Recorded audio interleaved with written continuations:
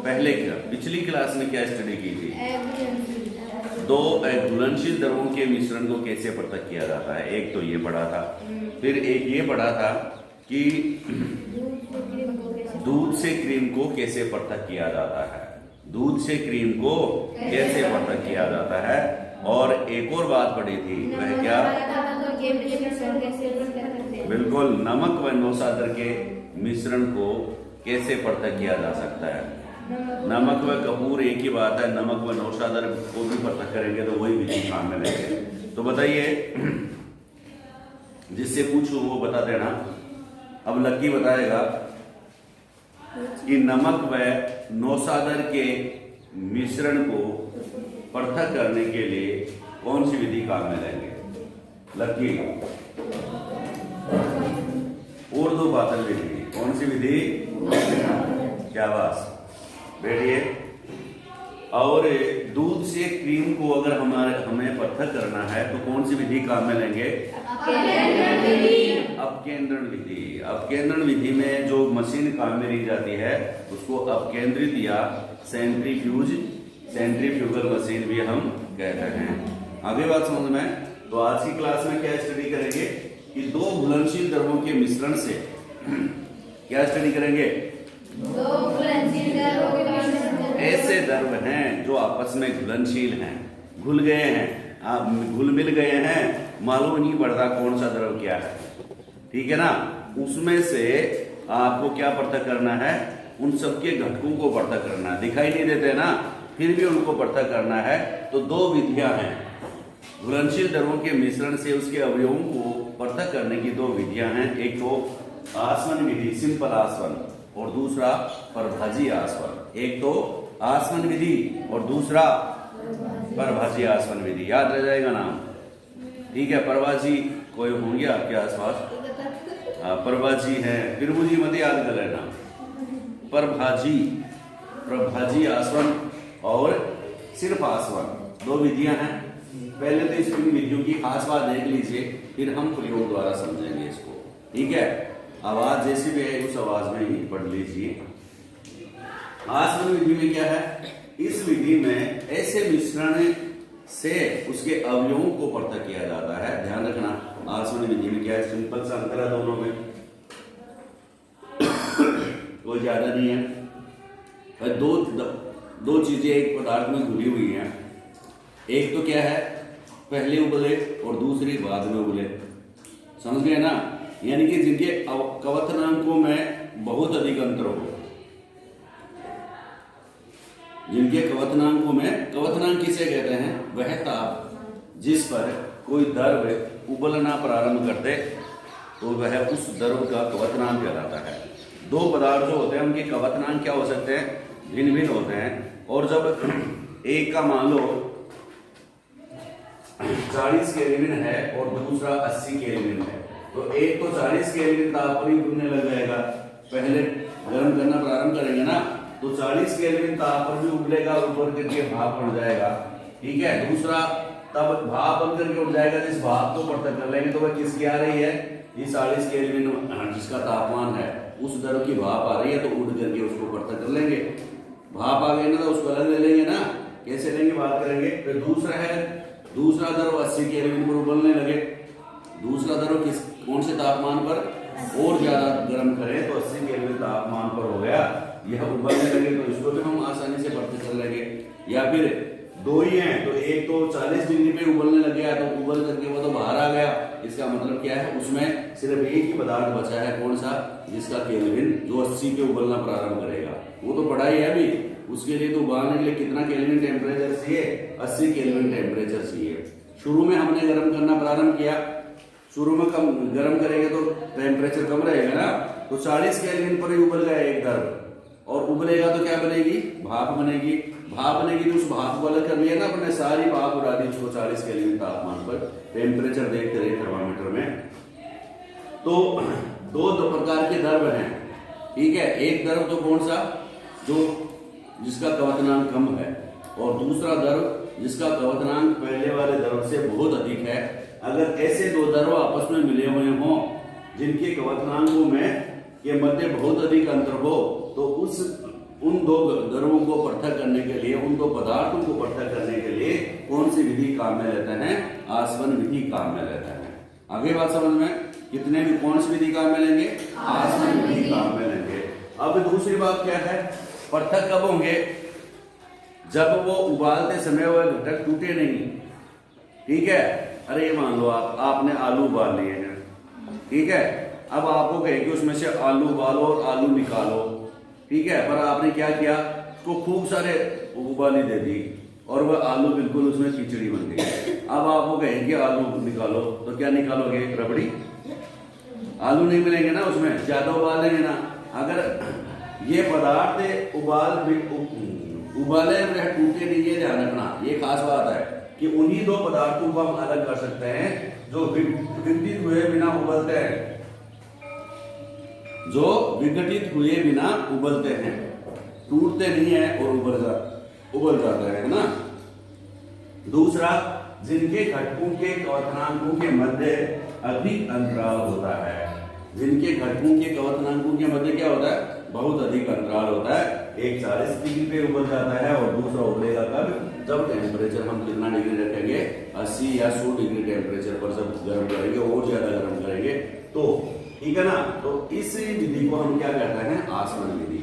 दो बातें सीखी आसवन विधि में। नंबर 1 कि इस विधि के द्वारा मुख्य बात तो आप ये ध्यान में रखें, ये जिनके घटकों के क्वथनांकों के मध्य अधिक अंतराल होता है, ठीक है, उस मिश्रण से उसके घटकों को पृथक करने के लिए कौन सी विधि काम में लेते हैं?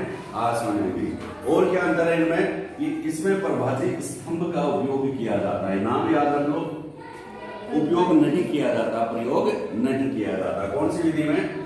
आसवन विधि में प्रभाजित स्तंभ का प्रयोग नहीं किया जाता है और जल व एसीटोन के मिश्रण के घटकों को पृथक करने के लिए कौन सी विधि काम में लेते हैं? आसवन विधि। सिर्फ जल व एसीटोन आपस में मिले हुए हों तो उनको एक दूसरे से पृथक करना है। तो जल का टेम्परेचर तो आपको पता है कितना होता है? जल कितने डिग्री सेल्सियस पर उबलता है? 100 डिग्री पर उबल जाएगा, ठीक है ना। तो दोनों के क्वथनांकों में काफी अंतर है। अभी इसको प्रयोग द्वारा अपन समझेंगे जल व एसीटोन के मिश्रण को कैसे पृथक करते हैं। दूसरी विधि है प्रभाज्य आसवन विधि। दूसरी विधि कौन सी है? प्रभाज्य आसवन विधि में क्या अंतर है? सेम वो बातें हैं, ठीक है, वो जो उधर लिख रखी है वही मैंने इधर लिखी है। क्या?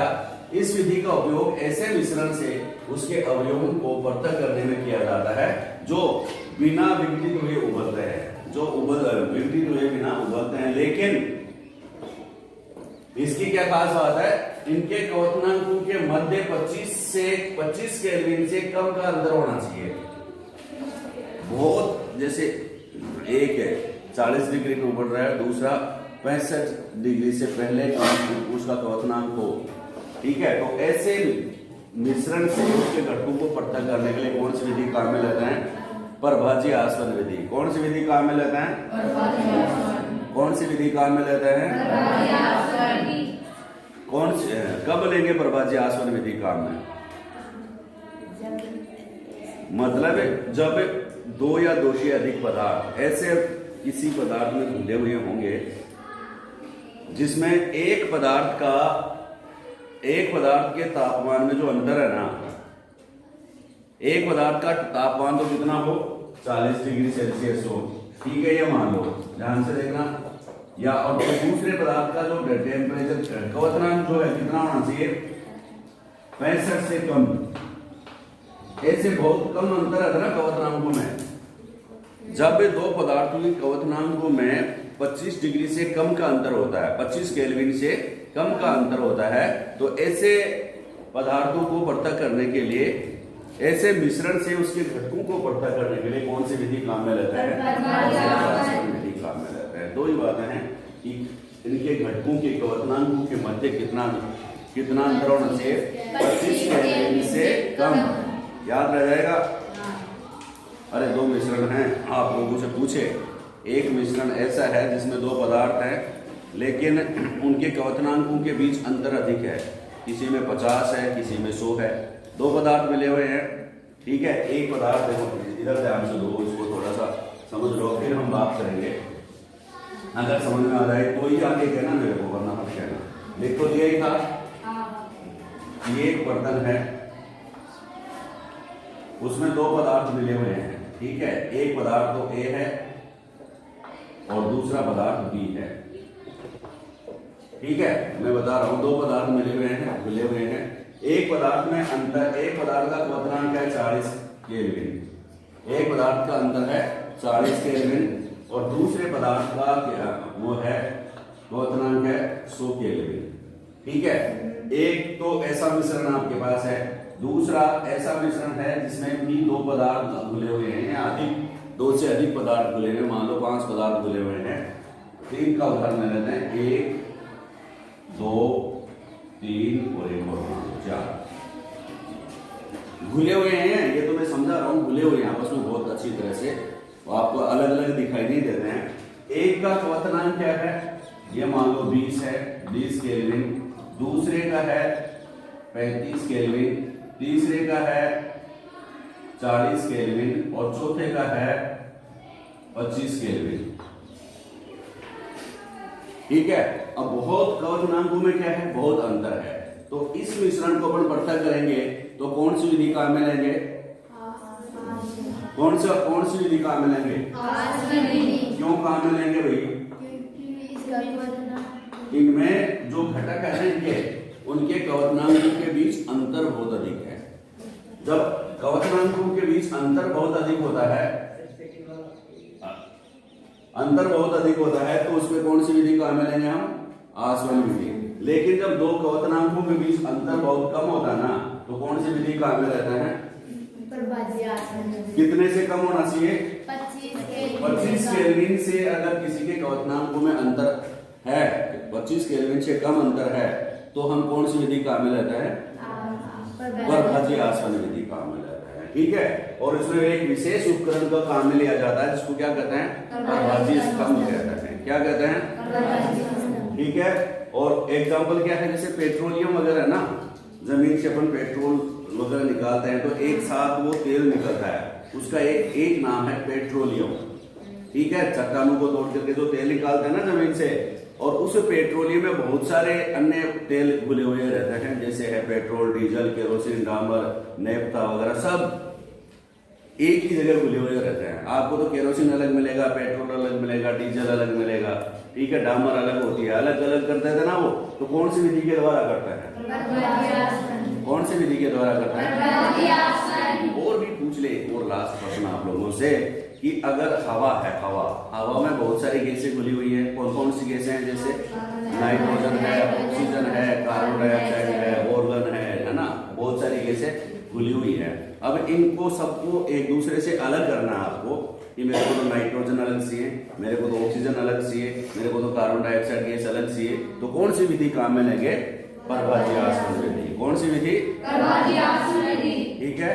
कल इनको हम एक्सपेरिमेंट करके, प्रयोग करके समझेंगे और आपको बताएंगे कि परभाजी स्तंभ का कौन सा है और सिर्फ ये जो है ना साधारण स्तंभ कौन सा है, ठीक है।